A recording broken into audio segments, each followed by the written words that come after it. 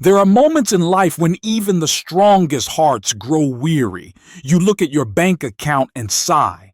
The bills keep stacking up, and the reminder messages weigh heavier than the numbers on the page.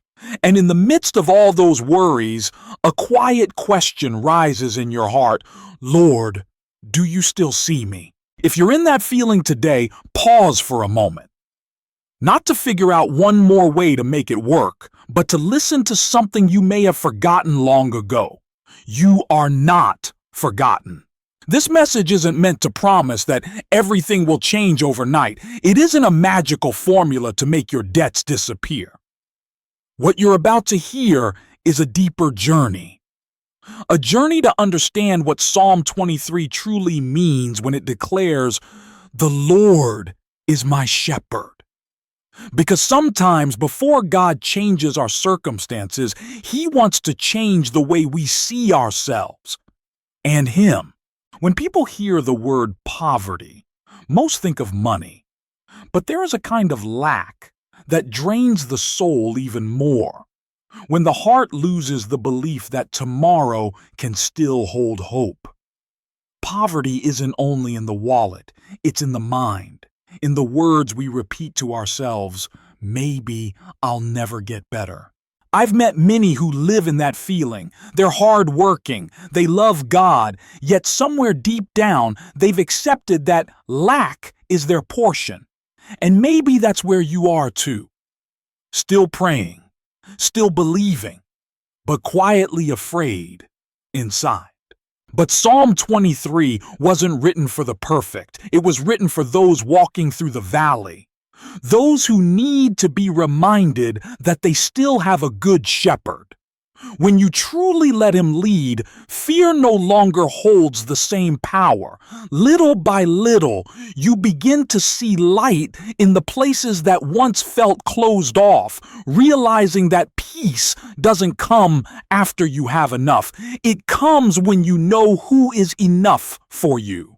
And that is where this journey begins, because to understand the strength of Psalm 23, we must first understand what it truly says and what it never promised.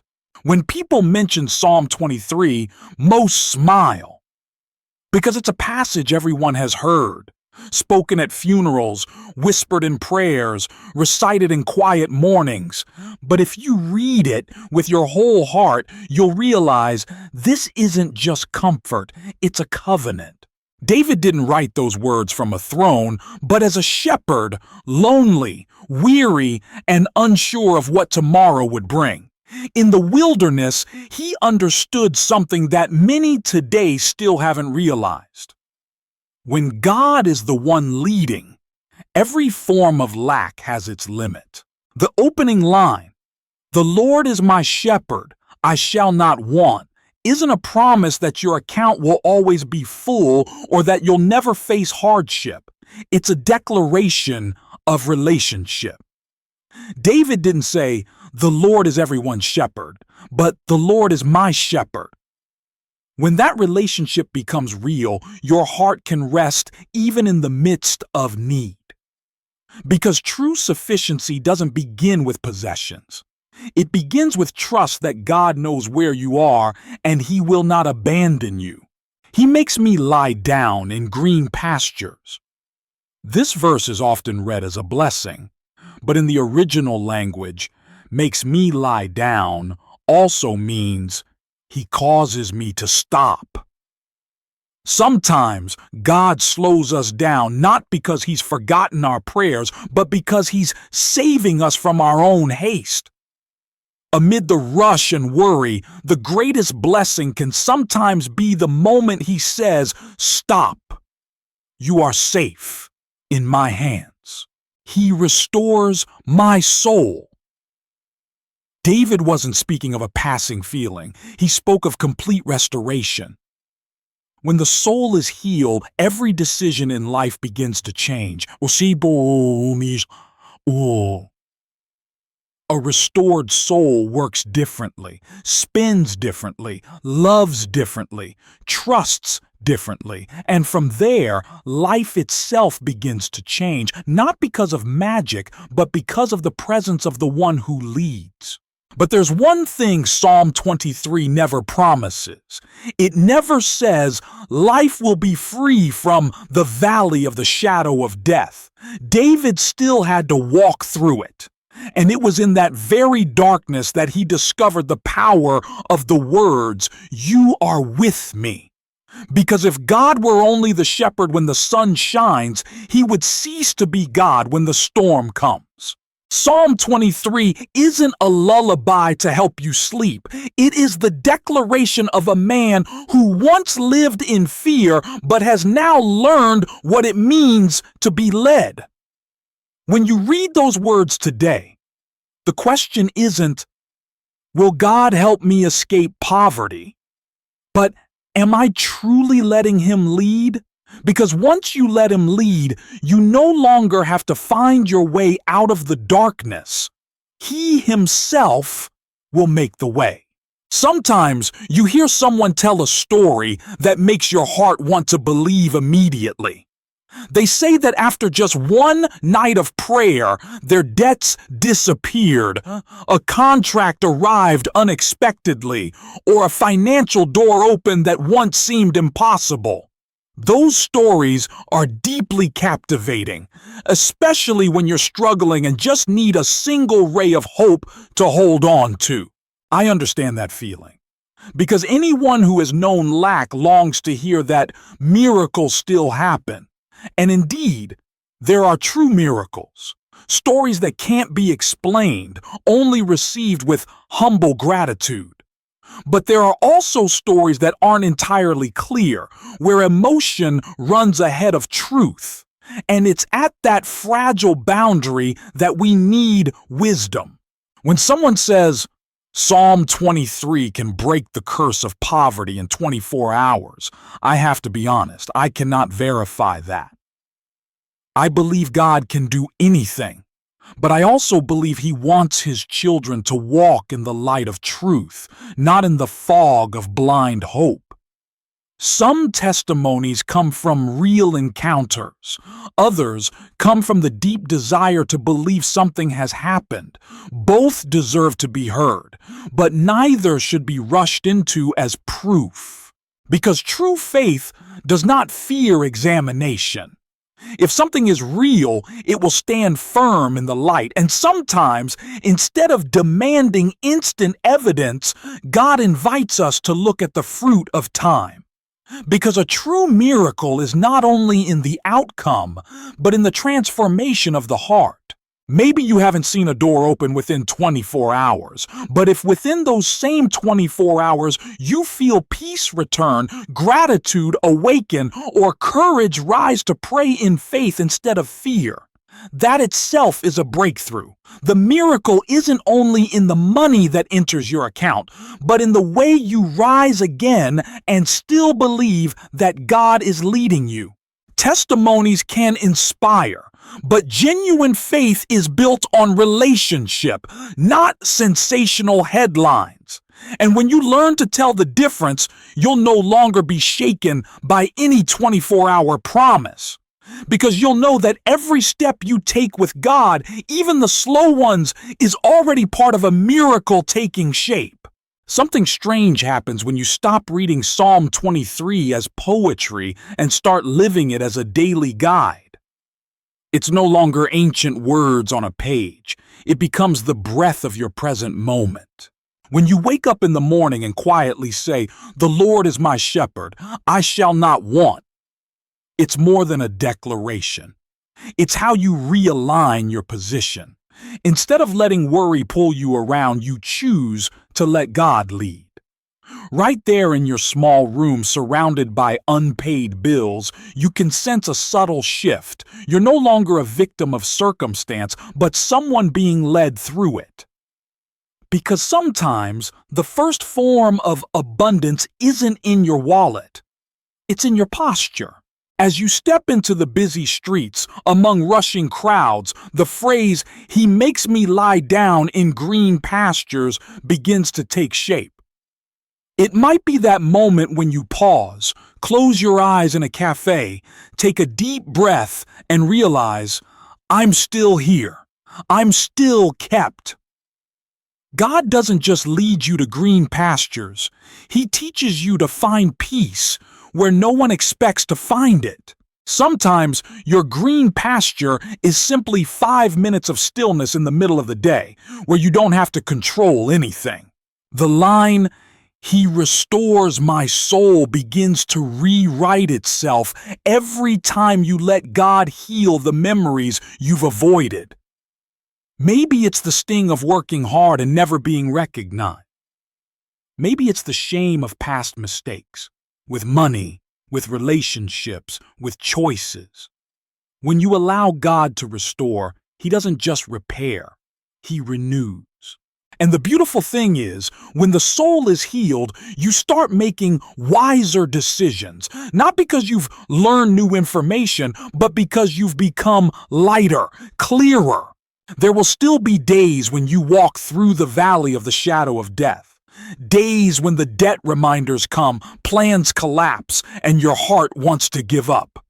But in those dark hours, the verse, "I will fear no evil, for you are with me," becomes real.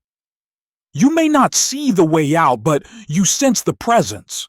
Calm, steady, quiet, yet enough to remind you that you are not alone. The valley doesn't vanish, but it no longer has the power to define you. And when God prepares a table before you in the presence of your enemies, you might not be sitting at a literal feast, but you begin to see the miracle. Those who once looked down on you now see you standing firm. Dreams that seemed dead begin to breathe again. That's how God honors you, not with noise, but with the quiet strength of dignity He's placed within you. And when you whisper the final verse, "Surely goodness and mercy shall follow me all the days of my life," you realize you no longer have to chase blessings, because when you walk in the right direction, blessings know how to find you. They meet you in your faithfulness, in small tasks, in the most ordinary days. That's what it means to live Psalm 23. Not to turn each verse into a ritual, but to let each verse become a rhythm. It doesn't ask you to memorize it, only to mean it. And gradually you'll see, life doesn't change in a day, but the heart can change in a moment. The moment you stop leading yourself and let the shepherd lead you. Because in that moment, you're no longer reading Psalm 23. You're living inside it. Someone once asked me, if Psalm 23 can really change a person's life, where do I start? Is there a way to do it in 24 hours? I smiled, because I knew that behind the question wasn't curiosity, but longing. The longing to see something truly begin to move. And yes, 24 hours can make a difference. Not because a miracle is forced to happen within that time, but because within those 24 hours, you choose to change the way you walk. When faith and responsibility move together, even the smallest things begin to shift. Imagine your day as a home whose door is opening for God to enter. In the morning, you let Him step into your mind with a simple prayer. Lord, today, I want to be led by you. At midday, you let Him step into your work, not just through your words, but through honesty, gratitude, and the way you treat others. And when night falls, you let Him step into your sleep, not carrying your worries with you, but resting your heart in His peace. That is the real 24-hour miracle. You might not see your bank account change overnight, but you will notice the difference in your own eyes. Instead of panicking when debt is mentioned, you begin to face it with calm and prayer. Instead of trying to control everything, you learn to say, Lord, I'm doing my part. The rest I place in your hands. And strangely, within that peace, Small doors start to open. A new opportunity, a message, an idea you never thought of before. Many have misunderstood, believing that if they pray the right way, results will appear like a formula. But no, Psalm 23 never promises that. Faith is not mathematics. It's a relationship. God is not obligated to fulfill our requests within 24 hours, but He is always present in every hour if we invite Him in. A day lived with God doesn't remove challenges. It removes their power to consume your mind, and when your mind is calm, you gain the clarity to see the next step. Maybe a phone call to make, an apology to give, a financial plan to rearrange. Those small things often become the very path God uses to lead you out of lack. So if someone says 24 hours can break every curse, I must be honest. I cannot verify that. But I do believe something else. Within 24 hours, God can begin something inside you. A change not loud, but deep enough to open a whole new season. Therefore, instead of chasing a miracle in 24 hours, live with God for those 24 hours. As you work, rest, pray, and listen, let Psalm 23 become the rhythm of your breath, and then, whether the miracle comes sooner or later, you will know you're walking in the right direction. Not as someone chasing blessings, but as someone walking with the giver of every blessing. Sometimes people think that talking about money is unspiritual, but in truth, the way we handle money often reveals how deeply we trust God. Because real faith doesn't make us passive. It helps us walk wisely. I once met a woman in Texas who told me she had been praying for months for a financial miracle. But when we talked more deeply, she realized she had never once sat down to review her spending, never spoken to a financial counselor, and had never even opened her bank statements. She was afraid, and when we fear something, we often hide from it. One day, she decided to do the opposite. She opened every debt envelope, wrote down every expense, and prayed right in the middle of that pile of papers.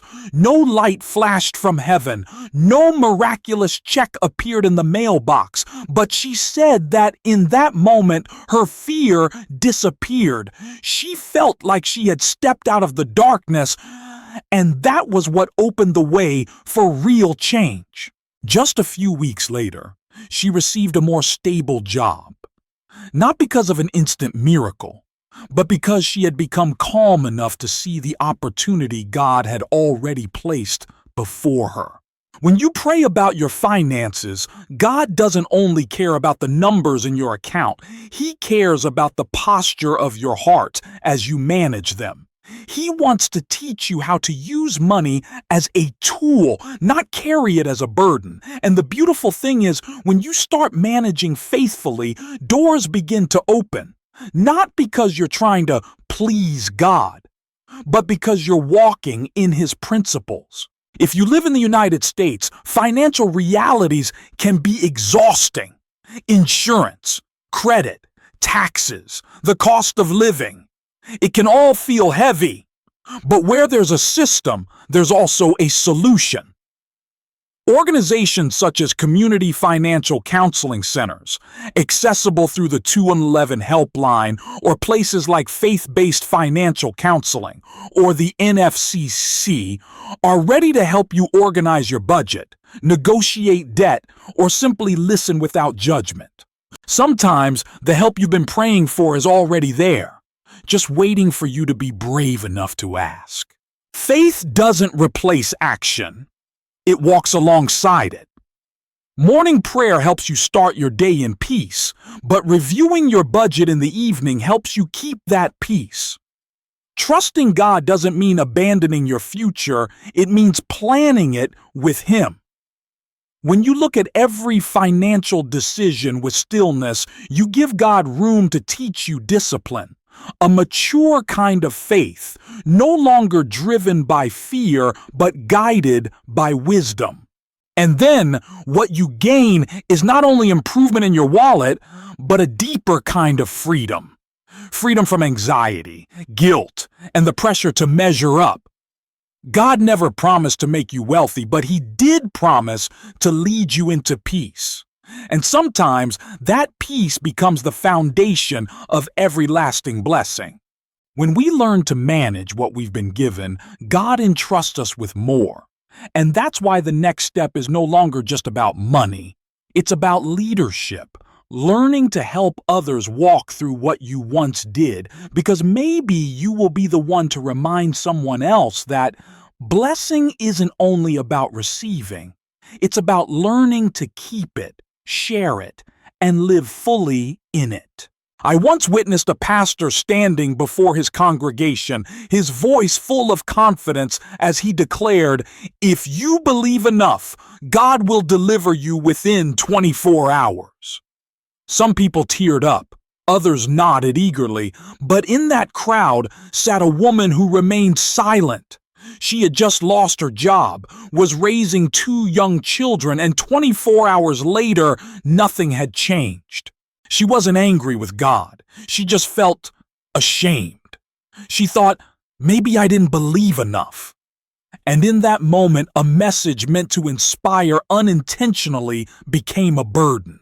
When it comes to faith, especially in sensitive areas like finances or miracles, the line between encouragement and harm can be very thin. A well-meant statement can help someone rediscover hope, but it can also make another person feel excluded from what's considered true faith. That's why in ministry we must remember that each person is at a different stage of their faith journey. Some are standing strong in belief, some are wrestling with doubt, and some are simply holding on by a thread. God doesn't love the strong more than the weak. He looks at the sincerity of the heart. So when we talk about faith, the goal isn't to hype people up, but to make them feel safe enough to be honest with themselves and with God.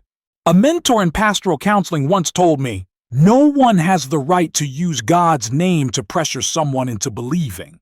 We can only invite them into the truth." I never forgot that line.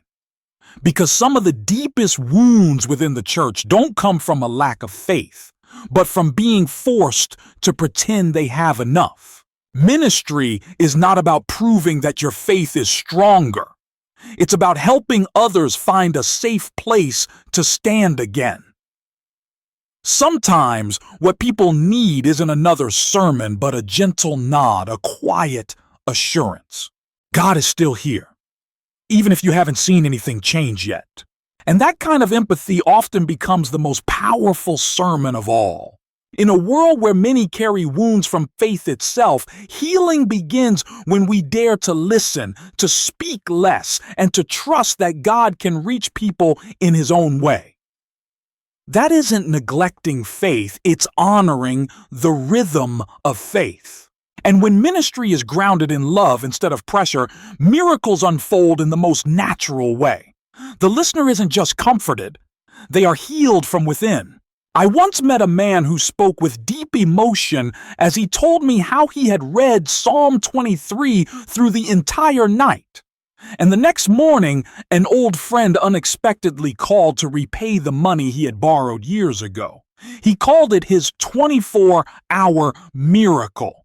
I saw the light of faith shining in his eyes, and I truly believed he had been touched by something far greater than money. It was the realization that God still remembered him. But there are also other stories told with the same sincerity, yet ending very differently. A woman prayed all night, reading Psalm 23 word by word, but the next morning there was no envelope in the mail. Her bank account was still empty, and her heart sank. She asked me quietly, "Did God hear me?" That question left me silent, because it reached into something many have felt but few dare to say. The tension between personal testimony and objective evidence. A testimony is what we feel. Evidence is what we see. Both matter, but they don't always appear at the same time. True faith doesn't deny emotions, but neither is it ruled by them. A testimony carries real power when it comes from an authentic encounter and brings people closer to God, not when it leaves them confused, ashamed, or condemned for not believing enough. Because a miracle doesn't need to be spectacular to be real. It shines with its own quiet light. When someone shares that God delivered them financially within 24 hours, we can rejoice with them without turning that experience into a formula for everyone else. And when another says they are still waiting, still seeing no change, we can hold their hand and remind them, God is still working. You just haven't seen the shape of the miracle yet. The truth is, the real evidence of faith is not found in outward results, but in inward endurance. The one who has prayed and still keeps peace, that is evidence. The one who dares to believe again after disappointment, that too is evidence. And the one who continues to love even while waiting, perhaps that is the greatest evidence of all, proving that Psalm 23 is not merely words, but the breath of a life anchored in trust. From these stories, we learn that not every testimony needs to be verified by sight, but each must be received with honesty and discernment. Because sometimes the evidence God leaves behind is not a check in the mailbox, but a grateful heart, even when circumstances haven't yet changed. If you've journeyed with me this far, perhaps Psalm 23 is no longer just a passage you recite from memory. It has become a journey where each line slowly unfolds, not to promise a miracle within 24 hours, but to teach us how to walk with God every single day, breath by breath. Because the most precious thing is not how quickly the result comes, but how God softens our hearts in the waiting. That's when we learn that the Lord is my shepherd is not merely a declaration, but a relationship, where He leads and we follow. He speaks and we listen. He is silent and we still trust. If today feels slower than you hoped, don't think your faith is too small. A mustard seed is small too, yet Jesus chose it to show the power of belief. You don't need a 24-hour miracle. You just need one faithful day, then another and another. That's how real miracles are formed. Step by step, moment by moment, decision by decision, trusting even when you cannot yet see. I want to invite you to do something small as this video ends. Read Psalm 23 again, slowly, not searching for something new, simply to listen for the voice of God through each verse. Then, write down the line that makes your heart pause the longest. Keep it on your phone or place it on your mirror, so that each morning when you look at it, you'll remember, this journey isn't over yet. Because an encounter with God doesn't end with emotion. It continues through action, in how you live, how you believe, and how you love. From the moment of encounter to lasting transformation, one thing matters most: never walk alone. For the great shepherd is still walking beside you, and he has never stopped leading you toward green pastures. You're simply learning how to see them today.